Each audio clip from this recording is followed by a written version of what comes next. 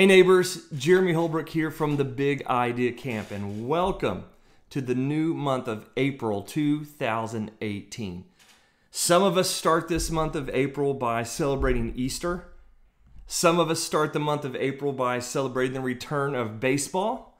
And then there's some of us who celebrate the start of this month by really celebrating both, which is me. This month we're going to introduce core essential value, peace. Peace is the big idea for April. And the way that we define peace, it's proving that you care more about each other than winning an argument. You see, peace is way more than just the opposite of war. And when I visit your schools this month, we're going to talk about conflicts. We're going to talk about disagreements. We're going to talk about even arguments that we have with other people. Sometimes they can be an argument with some crazy-headed person, strangers on the internet, on messaging boards or YouTube comments, or on your video games that are online. Sometimes conflicts can be with the people that are on the other team, your opponents that's trying to beat your team. And sometimes we can actually get into disagreements and arguments with our closest friends and family. And we're going to discuss that when I see you at your school for the Big Idea Assembly. But today, I want to spend just a few short moments with you discussing our inner conflicts.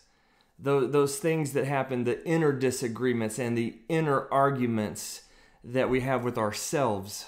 Sometimes it starts with just a small seed that's planted, a negative seed that's planted in our brain, and then it ends up growing and sprouting to the point where it actually wrestles with our hearts, and it ends up choking the hope out of us. And I can't speak for you, but I know for my life there's been times when I felt not enough.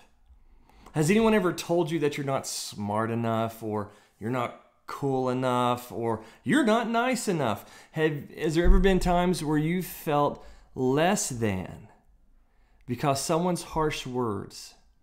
I think we all have. And this morning I was walking through Walmart, and I was going to buy my 6-year-old some Easter candy, because Easter's coming up this weekend, and I got to the big candy aisle, and I was like, oh, it was amazing. And I want to get him some for his Easter basket, and I came upon this. I found this. It's a PJ Masks egg. He loves PJ Masks, and I don't blame him. It's a pretty cool show for kids. I don't have any clue how their jelly beans or their sugar candy is going to be, but it's a pretty cool show. And it's a pretty cool looking Easter egg. But I saw an entire shelf, an entire row of Easter candy, and it made me wonder, like, what's on the inside of all of those eggs? And they looked delicious. They looked awesome. They looked even welcoming. And they're bright and they're shiny and they're just inviting. They're like, eat me, get all this candy, right? And then I thought, man, that actually reminds me of people. Maybe the people that you run into in the hallways, and you ask, hey, how you doing? They're like, oh, great, how are you doing? And you're going like, yeah, living the dream. Life is fantastic. Couldn't be any better. But then I wonder, is that real? Is that real? Is that really the truth? What if we are like an Easter egg? And if we were, what's inside of us? And I imagine if we were completely honest with each other, and we could have that courage to be brave enough to share our feelings, we might find that we're a lot like this egg. Let's see this egg. You can see through it. What would happen if you were an egg that you could see through? Have you ever been told that you're not cool enough, or you're not smart enough? Or maybe some of us are eggs that they've been told they're not fun enough, or you're not big enough. You can't get on that roller coaster. You're not, or you don't hang out with our crowd. You're not rich enough. You know, you don't have all the stuff.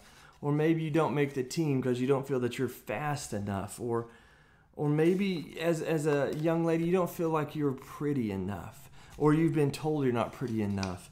Or maybe you don't get in the crowd because you're not popular enough, and this egg keeps going. Maybe, even adults, sometimes we feel that we're not successful enough, or we're just not good enough.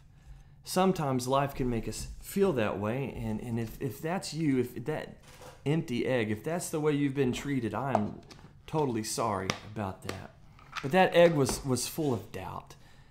And it's been told things that make it question its worth and its value and its place in life, and sometimes that's just us. Sometimes we've had things told to us that robs and steals our peace. We don't have peace because we have confusion and doubt, and we wonder what we're worth. And I know for me that there's been a lot of times where I've heard those phrases that I'm not enough, whatever that is, and I listened. And then after long enough, I started to agree with it and even believed that I wasn't enough. Neighbors, one of the most difficult arguments that you are ever going to be in is the argument that you have with yourself. And as I said it before, and you'll see coming up this month in the Big Idea School Assemblies this month, we're going to talk about how we handle the conflicts and arguments with other people. But let me toss out a spoiler alert. We're going to talk about peace and proving that we care more about each other than winning an argument. But let me be honest, one of the smartest people that ever walked this earth once says, not only do you need to love your neighbors and know how to stop conflict with them, but you got to love your enemy too. And sometimes, let me say that we can be our worst enemy, but you know what? We need to learn how to love our enemies too, even if it's us. And so today I want to calm some doubts. I want to tell you about the truth of what could be in your egg and what should be in your egg, friends. The fact of the matter is that no matter what you've been told, no matter how many doubts you've ever had, the fact of the matter is if you've been told that you're not pretty enough, guess what? You are enough. Not popular enough? You are enough. Not rich enough? You are a treasure. You are enough. Not smart enough? You are enough. Not cool enough? You are enough. Not big enough? You are enough. Not successful enough? You are enough. I promise you that invisible stuff that's inside of you is enough. So I hope that I see you soon. I'm looking forward to seeing you through the month of April, and I want you to have just the greatest spring break possible. But before you go, hear me here. You are loved. You are valued, and you, my friends, my neighbors, you are enough. Don't doubt it. I'll see you at your school soon. Hope you have a great spring break.